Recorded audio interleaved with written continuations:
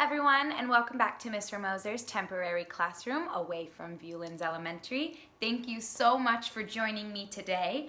I'm really excited about today's lesson because today we are going to learn how to do something that makes the people that receive it feel really, really good.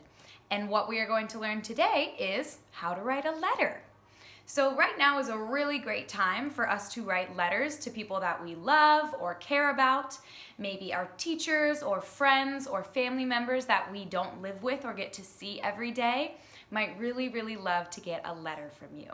So before we practice writing letters, we need to plot where we are on the mood meter. So when I look at where I am on the mood meter today, I think about how I feel. How's my day been going so far? What zone am I in right now? Today, I'm kind of hanging out in the blue zone. Not because I feel sad, but I feel kind of tired today. I felt a little bit slower, and that's okay. Sometimes we have days where we just feel a little bit more sleepy. Maybe we don't have as much energy. That's how I feel today. A strategy I can use to get myself back into the green zone is I think after I make this video, I'm gonna go on a nice long walk with my dog and kind of try to get some energy back. What zone are you in today? You might say, today I'm in the zone. Why do you think you're in the zone that you're in today? So, as I explained, today we are going to learn how to write letters. So some of us have written letters before.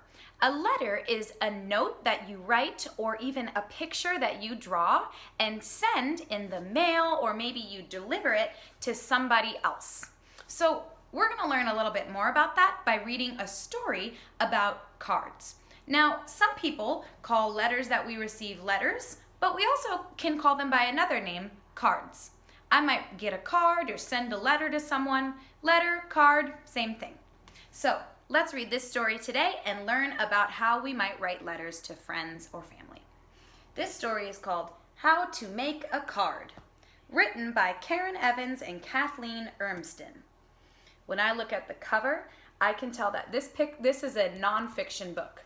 It's a real story because it has real characters, and I know that we are going to learn how to do a skill that a lot of people use in real life. How to make a card. Ooh, this book has a table of contents. Table of contents help me understand what I'm going to be reading about in the book, and especially I can look at all these different headings and know that when I get to a different part of a book, I might be learning about a different thing. So when I look at the first item in my table of contents, it says supplies. I learn about what supplies I might need to write a letter on page 4. Let's see what we need. Supplies.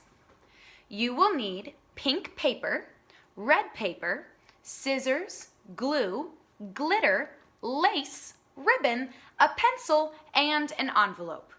Wow, that's a lot of supplies. Even Miss Moser doesn't have all of that stuff in her home. So I can be flexible, and I know that the most important things I really need to write a card are a piece of paper. Maybe it can be something small like this. For today, I'm going to be using this whiteboard. Now, I won't be able to put this whiteboard in the mail and send it to someone, but we're gonna pretend that this is a piece of paper that I can fold up and put in an envelope. The next most important thing you need when you write a letter is an envelope. An envelope is a little piece of paper that's kind of been configured so that it will hold other pieces of paper. After I've written my letter, I put my note inside of this envelope and I close it and I write the address, who it's going to be delivered to, on the front. Then I'm ready to put my letter in the mail and send it. So even though I don't have all these supplies, today I have my paper, I have a pen to write my note, and I have my envelope. If you have those things in your home, or if you've maybe received something special in the mail from a teacher that sent you an envelope, now would be a good time to get your materials ready so that we can write letters together. Go ahead and pause this video so that you can get your materials or supplies ready. Okay? Hopefully now you all have your supplies that you need. Now we are going to read about the message. So fold the pink paper in half. That means that if you have a piece of paper, you can start by folding it in half, the way that the girl is doing here. What that might look like is, let me see. I take my piece of paper and I fold it in half. That way, when I kind of open it up, it's like I have a letter that I can write on. If you don't want to fold your paper in half, that's okay too. Maybe you can find paper that's small enough to fit in an envelope without folding it. Once again, we have to be flexible. Sometimes we don't have the same supplies that our friends in the book do, and that's okay. Open the paper and write a message inside. This is the part that really matters about writing our letter. So, we are going to write a letter together, and you can write in the things that you feel while Mr. Moser writes in the things that she feels. Let's go ahead and pause the story so that we can write a message together now. So, as I said, I'm pretending that my paper, this paper, is this whiteboard, okay? So when I write a letter, I always start by writing the date. The date today is May 18th. So in the top right corner, I write, May is the 5th month. January, February, March, April, May, 5th month. I write 5-18, it's the 18th day, and then the year, 2020. Nobody's going to be forgetting 2020 for a long time. So the date is 5/18/2020. Now I get to write my letter. So when we write letters, the first thing that we write is the word dear. This tells us that the person we're writing a letter to knows it's written for them. So I write dear and then their name. Today I'm going to write this letter to my friend Miss Unicorn Fairy. Wow, that's a long name.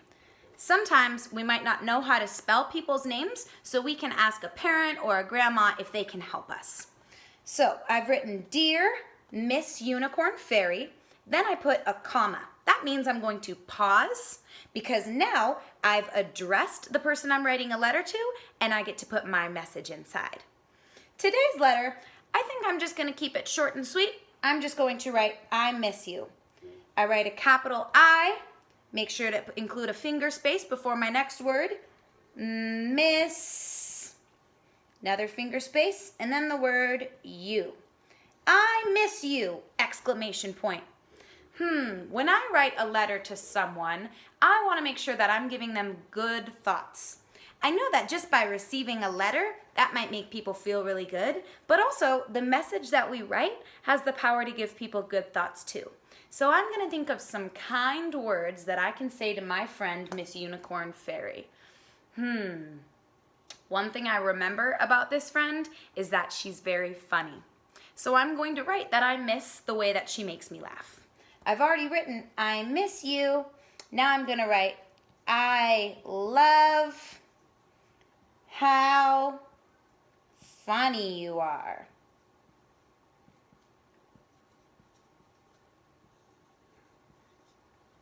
There I go. Just a sweet little note to write to a friend. Dear Miss Unicorn Fairy, I miss you. I love how funny you are. Now I need to think of a way to end my letter. There's lots of ways that we can end a letter. We can say from and then sign our name, or even love and then sign our name. I'm a big fan of love, so I'm going to sign my letter with Love, Mr. Moser. Love is spelled L-O-V-E. After I write my version of goodbye, it's either love or from. Then I put a comma and I sign my name on the bottom. Miss Moser. Wow, that was a lot of work. I'm curious to see what you put in your letter. Now, the most fun part of the letter and what we're going to see next in our story is now we get to decorate. So you can choose to decorate your card or your letter by drawing a picture. You also can choose to decorate your letter by using other markers or scissors to cut a pretty design. It's up to you. Let's see what our friend in the book did.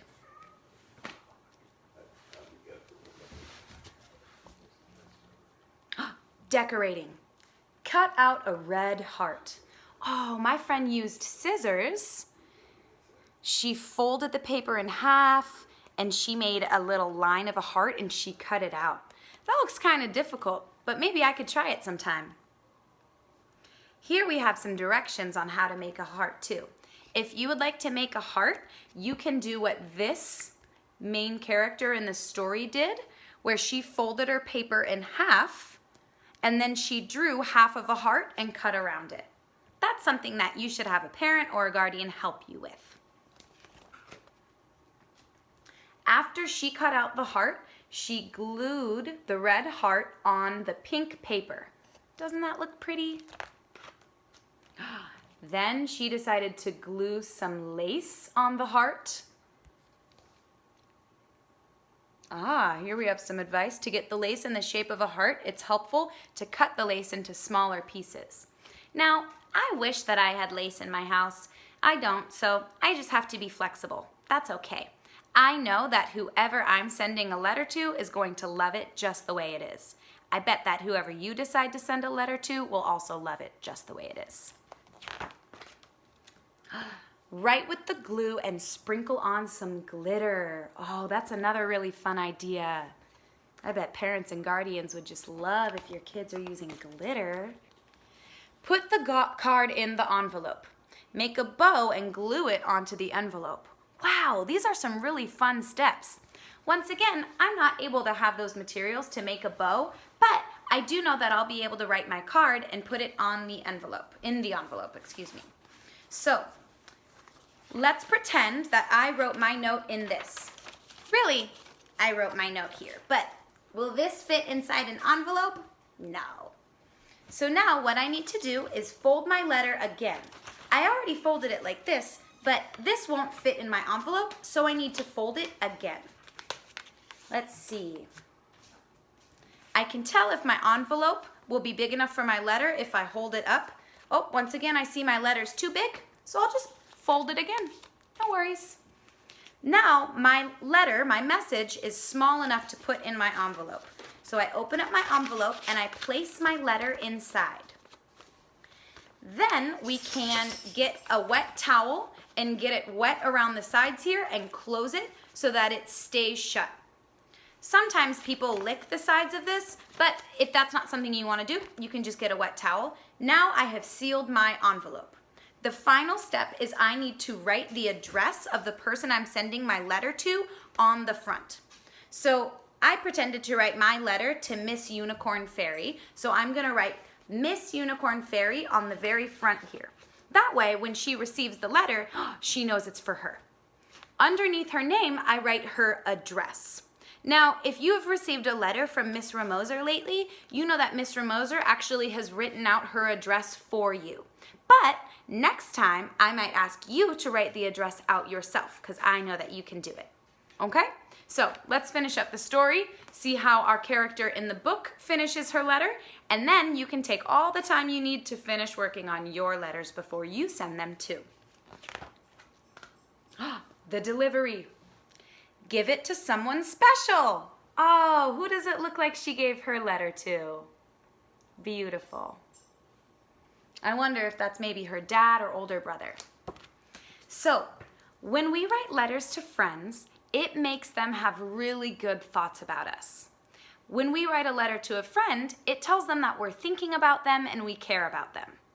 I care about all of my friends, so that's why a lot of you will be receiving letters from me or from other teachers in our classroom within the next few days or so. So be on the lookout for your letter, and we are so excited to hear back from you. Adios, friends. Thank you.